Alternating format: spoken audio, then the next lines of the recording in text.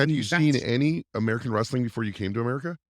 Yes, I'd seen a lot from about 1985 onwards. A friend of mine, Peter Thompson, who still has an incredible collection, he he was a wrestler and refereed sometimes, and he lived in Blackpool. He was the person when I left home who was the one who was nice to me. There was a few people nice to me, but he took me under his wing as a 16-year-old living away from home, showed me around town, knew everybody, and but also he got me, Peter's a great fella. He's the fella that I was in nightclubs at 16, and we used to go everywhere because everybody knew Pete. He's a man around town.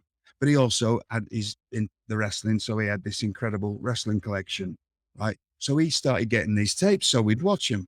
And then, so I started seeing some of the stuff that I'd read about in magazines. One thing that bothered me when in 1993, I came to America, and there was a lot of I, there was people my age. We had a great group of people. The Steve Austin, Brian Pillman, Too Cold Scorpio, Chris was here.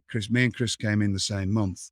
There was us that were considered, that we'd come in the late 80s or early 80s in my point, but we'd all come in different times through a different way of coming into the wrestling.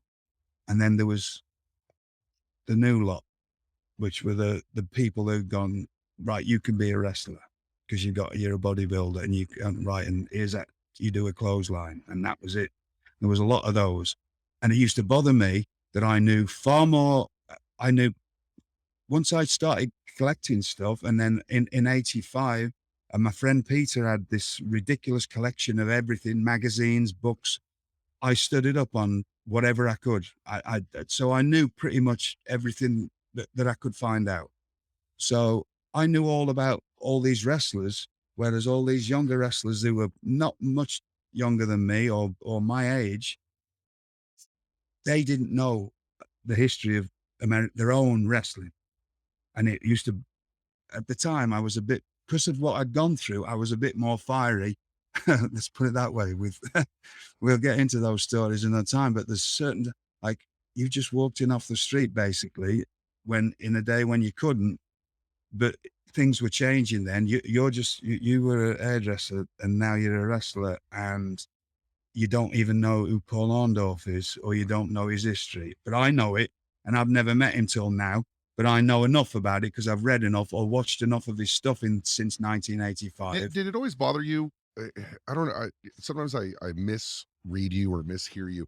Did it always bother you when people didn't take it as seriously as you think Yes, people at should take? first, at first. I remember myself and Chris, um, Chris Benoit. yeah, I'm going to have to say it. So, because I That's know it fine. still bothers people, but me and Chris came here together. A lot of people forget that he was in WCW at the same time as me. When I first came here, because he left in the June of that year. He